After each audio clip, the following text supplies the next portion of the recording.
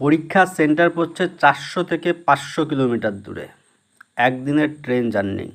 পরীক্ষা সেন্টারে গিয়ে জানা যাচ্ছে পরীক্ষা ক্যান্সেল। আমি অবশ্য যাইনি, যাই হোক। আবার দ্বিতীয় হচ্ছে, প্রতিবন্ধী বা সাধারণ মানুষ সবারই অত দূরে দূরে সেন্টার যেতে হবে চাকরি পেতে হলে, ঠিক আছে? নাহলে আত্মনির্ভর হও, যা করবা করবা, ঠিক আছে?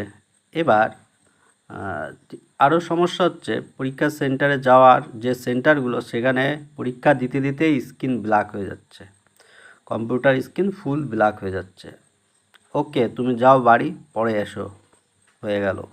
এবার পরের যে ডেটটা দিচ্ছে সেটা আবার 4 দিন 5 দিন পর, ঠিক আছে? বাড়ি আস্তে আস্তে আবার দৌড়াতে হবে।